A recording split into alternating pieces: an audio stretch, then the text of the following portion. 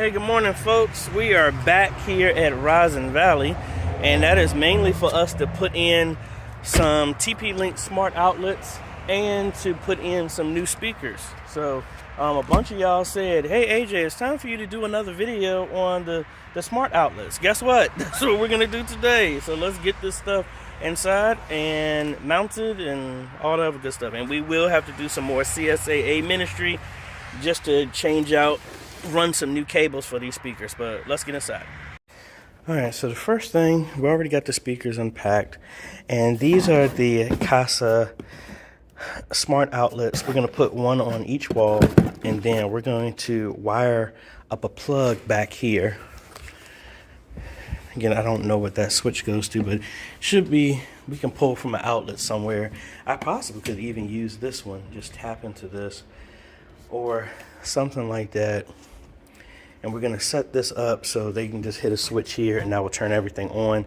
That amp is going to go away because that's not going to be needed anymore since these are now powered speakers. But let me find what we're going to do and get my other tools in. We got to find, that's brick, so we're going to do a masonry bit, and the bolts that come with the stand should be able to go straight in, so we should be good to go. And they left wiring here.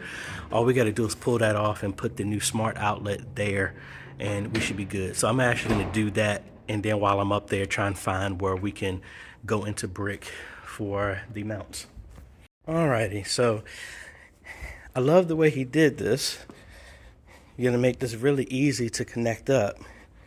The only issue is that this box is not deep enough to hide these wires and put the smart plug in there. So Mr. Brown is going to go ahead and get a deeper box that's going to just unscrew this and put it right there, and then we'll be good to go. But what I'm going to do is they actually have some Romex left over, and what we're going to do, instead of splicing this like I've done with a plug, we're actually just going to hook this up as another outlet. So they already have an outlet coming right there, and that is coming up here. So what I'm going to do is try and do another outlet, another plug right here, and then the switch to turn on everything would just be right there. Or maybe it'll be better to be done over here, because then I can just run a line up here and put it right there. I'll probably do it over here because I'll be apart with the sound. Worst case, I could actually just put it right there, right in front of it, but that somebody might hit that. Putting it up against the wall right there will be good. Have a good signal to the Wi-Fi, because that's how it's going to be connected as well. So I will most likely do that until they're back here, and then I'll also find, well, actually, let me go ahead and mark where we're going to put these mounts, because I can do that as well too, and possibly hang these. And since they did the conduit, my cable is not going to be able to go in there. I got to figure out what we're going to do with that. Worst case, I can go above this and run my cable around and then go up, but we'll figure out the cable management once I find where we can actually put these things. They made this so easy for me. He's already got everything connected for me. Those are my three connections: the ground, the neutral, and the hot. I just connect that, and that's pretty much it. We just need another box that sets this out, and this part is easy.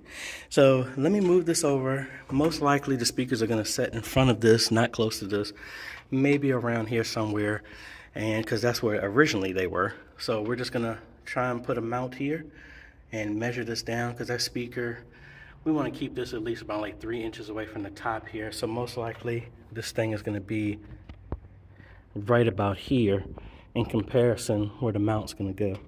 So I don't even need to go all the way up on the ladder for that.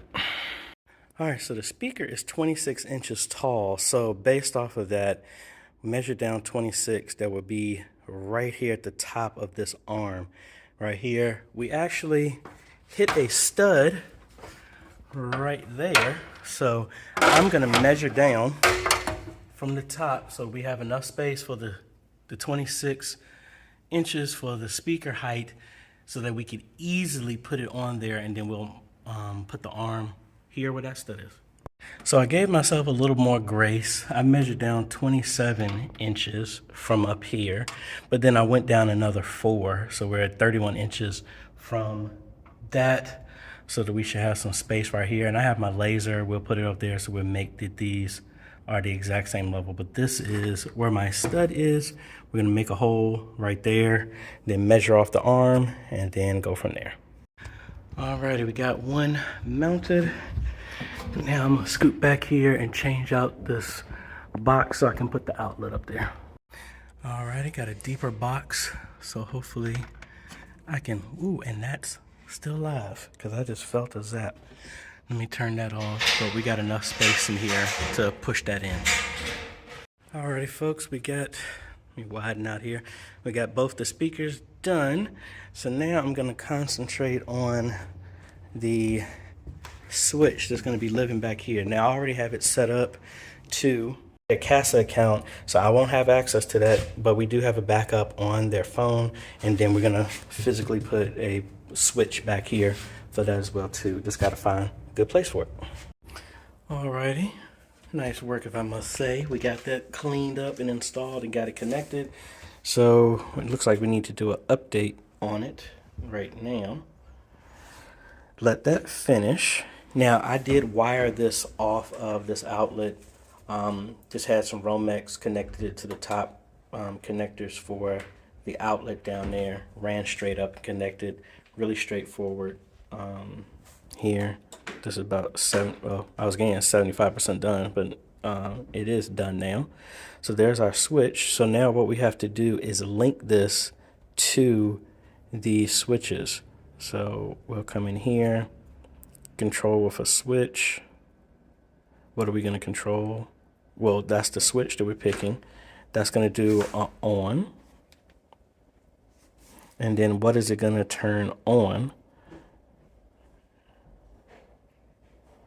We're going to control these speakers, which is a group.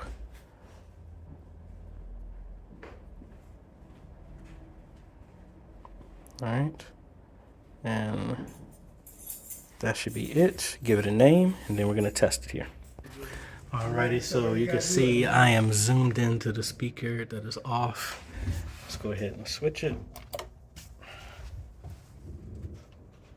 And boom, that speaker is on. Now it is a delay, so if I switch this off now, give it a second, and boom, there it goes.